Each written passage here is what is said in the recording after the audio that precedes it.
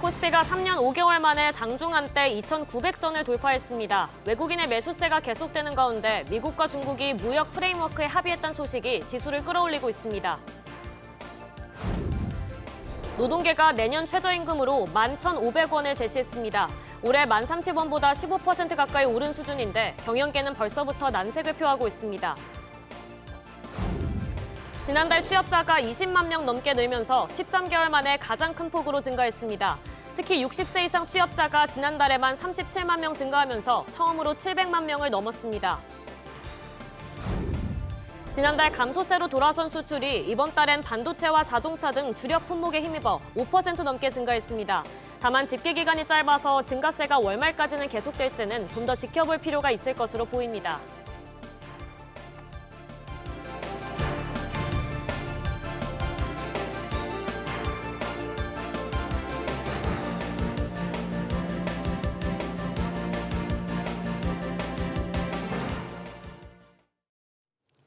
여러분 안녕하십니까? 뉴스 시작합니다. 새 정부 출범 이후 허니문 랠리가 지속되면서 코스피가 닷새 연속 상승 가도를 달리고 있습니다.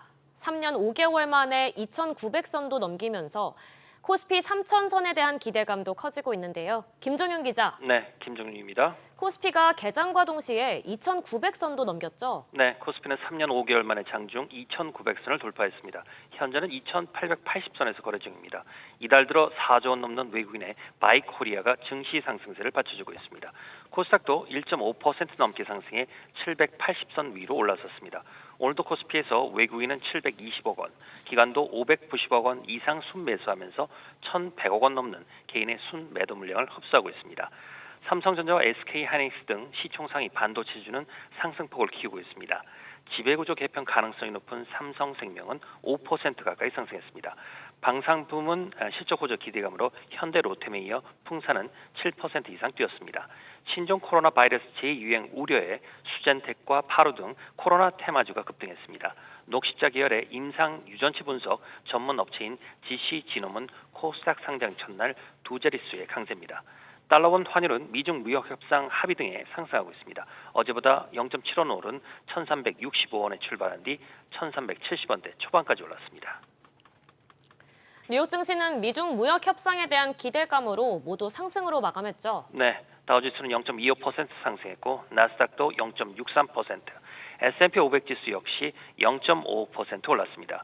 뉴욕 증시는 미중 무역 협상 결과 긍정적일 것이라는 기대감에 일제히 상승 마감했습니다. 대형 기술주 M7 가운데 마이크로소프트를 제외하고 일제히 올랐는데 특히 반도체주는 엔비디아가 0.93% 오른 등 상승세를 탔습니다. 머스크 CEO와 트럼프 대통령 간의 갈등이 수면 밑으로 내려간 테슬라는 5.67% 급등했고 어제 하락했던 애플도 0.61% 반등했습니다. SBS 비즈 김정윤입니다. 지난달 취업자가 큰 폭으로 늘며 13개월 만에 가장 많이 증가했습니다. 하지만 청년층에선 여전히 취업자 수가 줄었고 노년층이 전체 증가세를 이끈 것으로 나타났는데요. 일하는 노인이 사상 처음으로 700만 명을 넘었습니다. 취재기자 연결합니다. 지웅배 기자. 네, 지웅배입니다. 일단 전체 취업자가 얼마나 됐나요? 네, 통계청이 발표한 고용 동향 자료에 따르면 지난달 취업자는 2,916만 명이었습니다. 직전해와 비교해 24만 5천 명 늘어난 수준인데요. 지난해 4월 이후 첫 20만 명대이면서 동시에 가장 큰 증가폭입니다. 다만 제조업 건설업 부진은 여전했는데요. 제조업 취업자는 6만 7천 명 줄면서 11개월째 감소세가 이어지고 있고요. 건설업 역시 10만 6천 명 감소하며 13개월째 마이너스 흐름입니다. 숙박음식업 취업자도 6만 7천 명 줄어들며 3년 반 만에 최대 감소폭을 기록했습니다. 반면 도소매 취업자는 1만 8천 명 늘며 증가 전환했고요. 보건 및 사회복지 서비스업이 23만 3천 명, 전문 과학 및 기술 서비스업이 11만 7천 명씩 늘었습니다. 또 구체적으로는 청년층은 계속 줄어들고 노인층은 또 크게 늘면서 세대별로 확연히 갈린 모습이죠. 네, 고령층과 30대가 고용 회복세를 주도했는데요.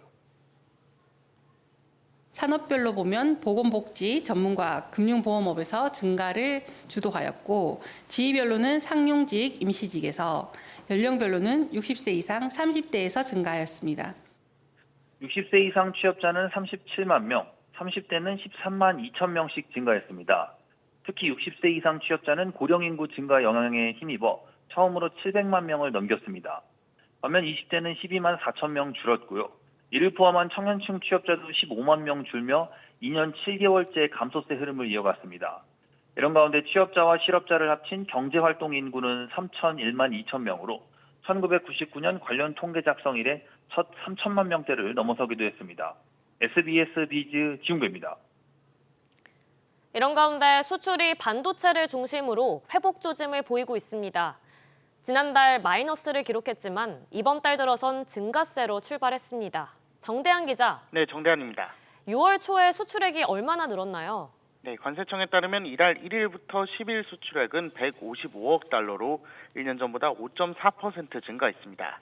저비수를 고려한 일평균 수출액도 28억 1천만 달러로 15.0% 늘었는데요. 품목별로 보면 수출 주력 품목인 반도체와 선박이 각각 22%, 23%씩 늘면서 증가세를 결인했고 승용차 수출도 8.4% 늘었습니다.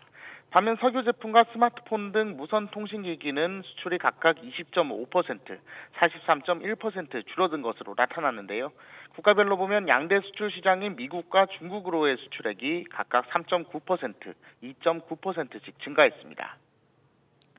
지난달엔 수출이 감소했는데 이번 달엔 증가한 걸 보면 증가세로 돌아섰다고 봐도 될까요? 아직 월 초고 집계 기간도 짧아 증가세가 계속될지는 월말까지는 지켜봐야 할 것으로 보입니다. 앞서 지난달 수출은 1년 전보다 1.3% 줄면서 넉 달 만에 마이너스로 돌아섰는데요. 반도체 수출액이 역대 5월 중 최대치를 기록했지만 주력 상품인 자동차 수출이 4.4% 줄었고 석유 제품, 석유화학 수출도 20% 넘게 감소했습니다. 특히 대미 수출액이 8.1% 줄었고 대중 수출도 8.4% 감소하면서 미국 트럼프 행정부의 관세 정책 영향이 본격화하고 있다는 분석이 나왔는데요. 미국의 상호 관세 유예 조치가 다음 달 8일 종료되는 만큼 협상 여부가 관건이 될 것으로 전망됩니다. SBS 비즈 정대한입니다. 한편 식탁 물가에 이어 디지털 물가까지 가격 인상 행렬이 잇따르고 있는데요. 그런데 세탁비도 인상을 거듭하고 있습니다. 세탁앱 1위 업체인 세탁특공대가 2달 만에 가격을 또 올렸는데요. 심지어 인상폭도 작지 않습니다. 최윤아 기자. 네, 최윤아입니다. 일단 세탁특공대의 가격이 얼마나 오르나요? 네, 세탁특공대가 내일부터 추가적인 가격 인상에 나서는 것으로 파악됐습니다. 내일 밤 11시 주문권부터 프리미엄 세탁류 전체 품목 가격을 높이는데요. 셔츠류가 한 벌당 10,000원에서 25,000원으로 2.5배 오르고 티셔츠와 맨투맨도 10,000원에서 30,000원으로 20,000원씩, 바지는 15,000원에서 30,000원으로 15,000원 오릅니다. 세탁특공대는 불과 2달 전인 4월에도 겨울 프리미엄 의류 세탁비를 최대 3만 원 올렸습니다. 세탁특공대 운영사인 워시스와 측은 더 나은 품질과 전문적인 세탁 서비스를 제공하기 위해 가격을 변경했다고 설명했습니다. 그런데 밥상 물가도 계속해서 가격 인상이 되고 있지 않나요? 그렇습니다. 계란 한 판 39 가격이 2021년 이후 약 4년 만에 7,000원을 넘었고 열구 가격도 전년 동기 대비 약 14% 올라 4,000원을 바라보고 있습니다. 계란뿐 아니라 소비자들이 부담 없이 즐겨 찾는 라면 가격도 많이 높아졌는데요. 지난달 라면 소비자 가격은 6.2% 상승해 2023년 9월 이후 가장 큰 상승폭을 보였습니다. 닭고기 역시 주요 수입국인 브라질에서 조류 독감이 발생하면서 육개 도매 가격이 3,900원대로 뛰어 전년 동월 대비 16.4% 올랐습니다.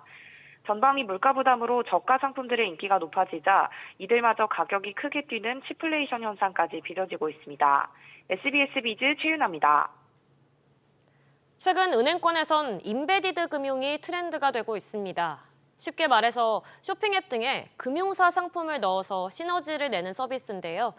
KB가 주도하는 이 시장에 우리은행이 CJ, 네이버와 손잡고 본격적으로 뛰어들기로 했습니다. 이한승 기자. 네, 이한승입니다. 우리은행의 임베디드 금융은 어떤 형태인가요? 네, CJ페이, 네이버페이와 연계된 통장을 출시하는 형태인데요. 우리은행은 조만간 CJ페이 우리 통장을 내놓을 계획입니다. CJ페이 선불 충전금이 우리은행 제휴 계좌에서 자동 충전되는 형태인데요. 계좌 잔액 중 200만 원 이하에 대해 우대금리가 매겨져 최고 3% 금리를 받을 수 있는 입출식 통장입니다. 이르면 이번 달 내에 네이버페이와 협업한 통장도 출시하는데요. 네이버페이에 자동 충전되는 계좌 잔액이 200만 원 이하인 금액에 최대 4% 금리가 주어집니다. 여기에 연 4.5% 금리에 리워드로 스타벅스 커피 쿠폰을 제공하는 엠페이 우리 적금도 검토 중입니다. 이렇게 비금융사와 손잡는 게 은행권의 트렌드라는 거죠. 네, 그렇습니다. KB금융이 모니모, 스타벅스, SSG닷컴 등과 이미 활발한 인베디드 금융 확대에 나서고 있고요. 농협은행도 컬리페이와 손잡고 제휴 통장을 내놓는 등 은행권이 적극적으로 나서고 있습니다. 은행들이 너나 할 것 없이 인베디드 경쟁에 나서는 이유는 쉽게 말해 수익 때문입니다. 금리 인하기에는 이자 이익이 줄어들다 보니 입출식 통장 등으로 저원가성 예금을 확보하기 위한 건데요. 이렇게 되면 순이자 마진 하락을 방어하기도 쉬워지고 기업의 충성 고객을 은행 고객으로 확보할 수도 있어 앞으로 인베디드 금융 경쟁은 더 치열해질 전망입니다. SBS 비즈 이한승입니다. 노동계가 내년도 최저임금을 11,500원으로 올려야 한다고 제시했습니다. 현재 1030원보다 15% 가까이 오른 수준인데요. 불황을 겪고 있는 소상공인을 포함한 경영계는 벌써부터 난색을 표하고 있습니다. 서주현 기자. 네, 서주현입니다. 노동계가 처음으로 내년도 최저임금안을 제시한 거죠? 네, 그렇습니다. 한국노총과 민주노총 등은 오늘 오전 기자회견을 열고 내년도 최저임금 최초 요구안으로 11,500원을 제시했습니다. 노동계는 지난해 최초 요구안으로 12,600원을 제시했었는데요. 이보다는 1,100원 낮춘 수준입니다. 양대 노총은 현재 최저임금 인상률은 생계비 상승률을 따라가지 못하고 있으며 실질임금은 오히려 감소한 실정이라고 주장했습니다. 하지만 소상공인을 포함한 경영계는 최저임금 동결을 주장하고 있는데요.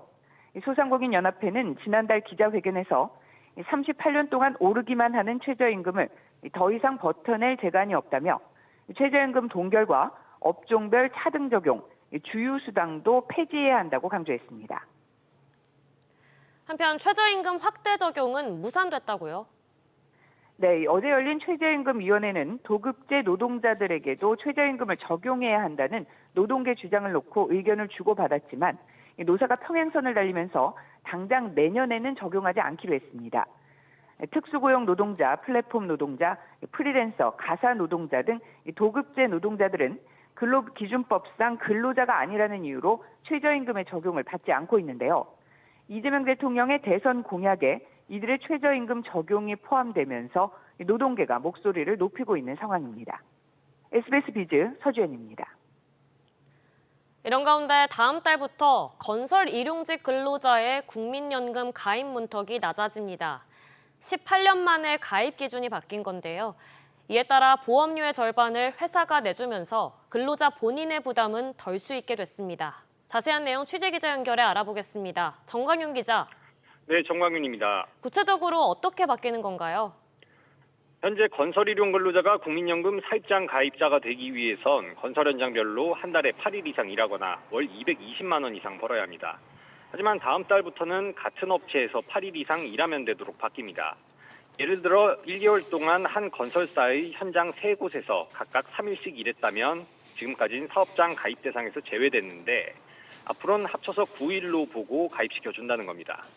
지난 2007년 건설일용직이 국민연금 사업장 가입 대상에 포함된 뒤 18년 만에 현장별 기준에서 사업장별로 바뀌는 건데요. 업무 편의를 위해 1개월 산정 기준은 근무를 시작한 달의 말일까지로 보기로 했습니다. 만약 7월 10일에 일을 시작했다면 8월 9일이 아니라 7월 31일까지를 1개월로 보고 그 안에 8일 이상 일했는지 따지겠다는 겁니다. 그런데 국민연금의 사업장 가입자가 되면 뭐가 달라지나요? 사업장 가입자는 현행 9% 연금보험료 가운데 절반을 업체가 내줍니다. 그간 사업장 가입자가 아닌 건설 일용직이 연금 혜택을 보려면 지역 가입자로 본인이 보험료 전액을 내야 했는데 부담을 덜 수 있게 된 겁니다. 원래 건설 일용직은 현장별로 한 달에 20일 이상 일해야 사업장 가입자가 될 수 있었지만 지난 2020년부터 8일로 줄면서 대상이 확대돼 왔는데요. 이번 개편과 관련해 김태현 연금공단 이사장은 노후 준비가 취약한 건설 일용 근로자의 노후 소득 보장이 한층 강화될 것으로 기대된다고 밝혔습니다. SBS 비즈 정광윤입니다. 배달 산업의 성장으로 배달 이륜차 사고가 많아지면서 정부는 지난해 보험료가 시중 상품보다 저렴한 배달 공제 보험을 출시했습니다. 그런데 다른 사람이나 회사 소유의 오토바이를 빌려 타는 사람은 가입 사각지대에 있었는데요. 내일부터 가입이 가능해집니다. 류정현 기자. 네, 유정현입니다. 배달 종사자를 위한 공제 보험의 범위가 더 넓어지는 거네요. 그렇습니다. 국토교통부가 법인이나 다른 사람 소유의 이륜차를 빌려서 배달 업무를 보는 종사자들을 대상으로 하는 공제보험을 출시합니다. 정부는 지난해 7개 배달 플랫폼들과 배달 서비스 공제조합을 출범시키고 자가용 이륜차 배달 공제보험을 출시했습니다. 배달 종사자들의 가입을 유도하기 위해 시중 보험사들의 연간 보험료보다 최대 45% 저렴하게 설계됐고요. 출시 1년 만에 가입자 10만 명을 넘어서는 등 순항하고 있습니다. 이런 혜택에도 불구하고 자신이 이륜차를 소유하고 있지 않으면 가입이 불가능했던 사각지대가 있었는데요. 내일부터는 가입이 가능해지고요. 본인 명의가 아니더라도 그동안 사고가 없었다면 추후 갱신 시 보험료 할인이 가능하고 나중에 본인 이륜차를 구매해 보험에 가입할 때도 보험료 할인 등급을 승계받을 수 있습니다. 이렇게 배달 종사자들의 보험 가입이 늘면 국민들 입장에선 어떤 점이 좋은 건가요? 네, 자동차나 이륜차 사고는 보통 기물을 파손하거나 사람을 다치게 하는 등 피해자가 발생하는데요. 이때 가해 차량이 보험에 들어놓지 않았다면 피해자의 병원비나 기물 수리비 등 금전적 지원이 어려울 수 있습니다. 특히 속도 경쟁이 붙을 수 있는 배달 종사자들의 경우 난폭 운전이나 위법 운전이 일어날 공산이 더 큰데요. 이번 공제보험 범위 확대로 가입자가 늘면 혹시 있을 배달 이륜차 사고 피해자들의 피해 복구도 더 수월해질 전망입니다. SBS 비즈 유정현입니다. 최근 SK텔레콤의 유심 해킹 사고로 해킹에 대한 우려가 큰 상황인데요.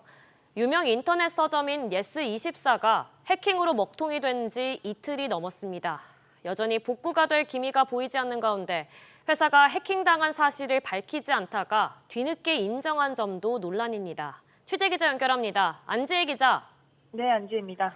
벌써 사흘째 고객 불편이 이어지고 있다고요?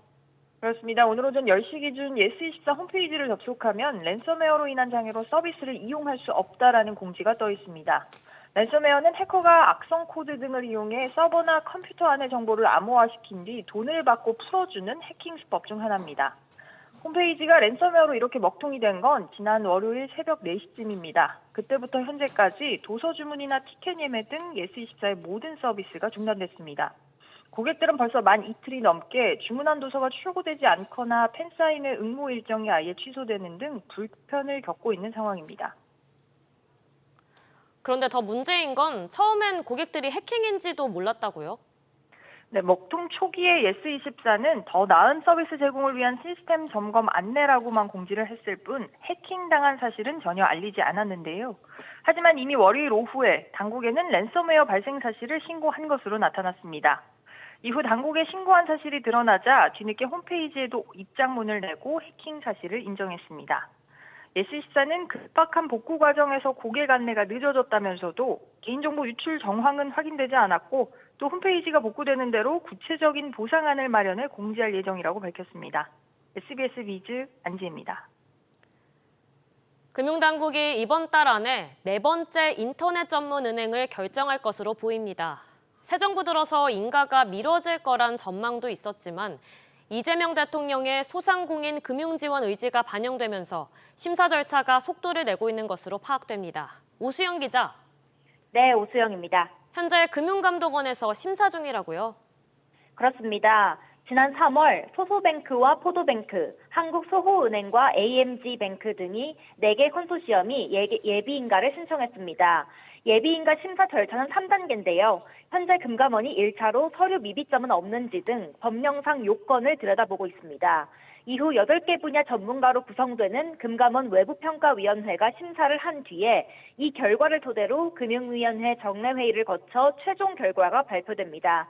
금감원 관계자는 당초 6월까지 하겠다고 했었기 때문에 금융위원회 이번 달 정례회의 일정을 고려해서 그 안에 안건 상정이 될 수 있도록 최대한 노력 중이라고 밝혔습니다. 이번 달 금융위 마지막 정례회의는 오는 25일로 예상됩니다. 외평위 구성과 일정이 미정인 데 대해서는 일부 사에 서류 보완 연락을 해두고 기다리는 중이며 심사했던 내용에 대한 충분한 검토가 무르익었을 때 외평위를 잡을 예정이라고 전했습니다. 이재명 대통령의 공약도 이번 심사에 반영이 되나요? 네, 금융위 관계자는 이재명 대통령이 신규 인뱅에 대해서는 취약차주를 대상으로 한 중금리 대출 전문 은행으로 출범시키겠다고 공약했었는데 기존 인가 심사 기준에 이미 이 내용이 반영돼 있다면서 추가 심사 기준 도입 계획은 없다고 밝혔습니다. 다만 대통령 공약의 방향성과 정책 기조를 감안해 중금리 대출 역량이나 서민과 소상공인 대상 금융서비스 계획 등을 보다 비중 있게 들여다볼 것으로 보입니다. SBS 비즈 오수영입니다. 삼성전자의 보급형 스마트폰 신작인 갤럭시 A36 5G가 국내에 출시됩니다. 다음 달에 있을 폴더블 폰 출시 전 중저가 라인업을 보강하기로 한 건데요. 김동필 기자. 네, 김동필입니다. S25 시리즈처럼 가격을 동결하기로 했다고요?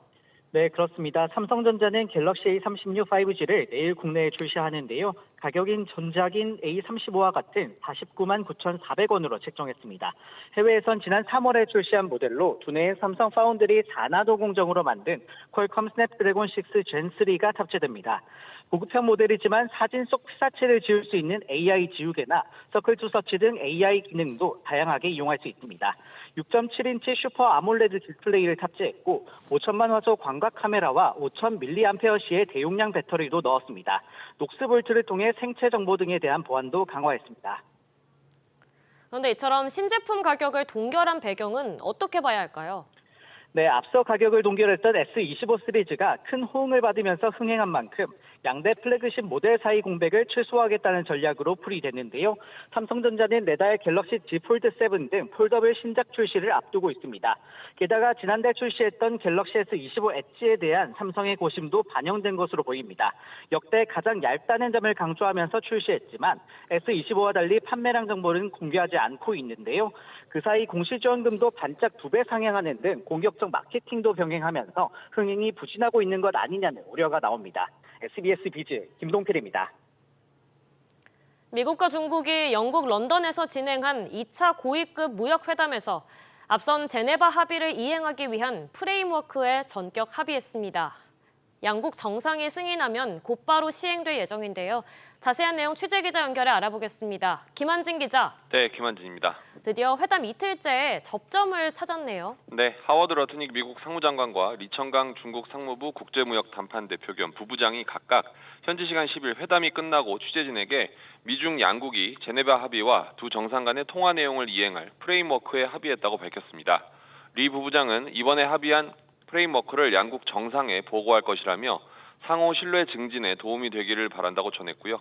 러트닉 장관은 트럼프 대통령과 시진핑 주석이 승인하면 시행될 것이라고 말했습니다. 제이미슨 그리어 미국 무역대표부 대표가 다른 만남 일정은 없다고 전한 만큼 2차 고위급 협상은 2일차로 마무리된 것으로 보입니다. 이번에 합의된 프레임워크의 세부 내용은 아직 공개가 안 됐나요? 네, 구체적인 공식 발표는 아직 없고 큰 틀에서의 내용만 알려지고 있는 상황입니다. 다만 러트닉 장관이 중국의 핵심 광물 히토류 수출 통제와 중국에 대한 미국의 수출 제한 조치가 해제될 것이라고 설명했는데요. 미국은 상호 조치로 반도체 설계 소프트웨어와 제트기 엔진 부품, 화학, 원자력 소재 등에 대한 대중 수출 통제를 해제할 것이라는 내용이 담겼을 것으로 예상됩니다. SBS 비즈 김한진입니다. 새 정부 출범 이후 국내 증시가 5거래일 연속 상승하며 허니문 랠리가 이어지고 있는 가운데 이재명 대통령이 한국거래소를 직접 방문했습니다.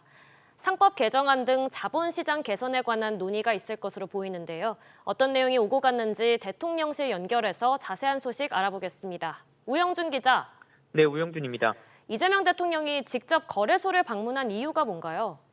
네, 이재명 대통령은 오늘 오전 10시부터 한국거래소를 방문해 주식시장 불공정, 거래 근절을 위한 현장 간담회를 가졌습니다. 이날 방문은 취임 후 금융시장의 흐름을 현장에서 살피고 주식시장 활성화 방안에 대해 논의해보겠다는 취지에서 마련됐습니다. 앞서 이 대통령은 코스피 5천 시대를 대선 주요 공약으로 내건 바 있습니다. 또 이 대통령은 주가 조작을 포함한 불공정한 거래에 대해서는 엄정히 대응하기로 하는 등 주식시장 투명성 제고와 투자자 신뢰 회복 조치에 힘을 쏟겠다는 뜻을 여러 차례 밝혀온 바 있습니다. 또 상법 개정안과 관련해선 국회에서 속도가 붙고 있죠. 네, 그렇습니다. 상법 개정안과 관련해선 더불어민주당은 지난주 1년의 유예 기간을 삭제하고 감사위원 선임 시 최대 주주와 특수관계인의 의결권을 3%로 제한하는 이른바 3%를 추가 상법 개정안을 발의하며 더욱 적극적인 정책 의지를 나타내고 있는 상황입니다. 시장에서는 그동안 지주회사의 순자산가치 할인의 주요 원인이었던 지배주주와 일반주주의 이해상충 문제가 완화되면서 우리 주식시장의 고질적 문제였던 이른바 코리아 디스카운트 해소로도 이어질 수 있다는 분석도 나옵니다. SBS 비주 우영준입니다.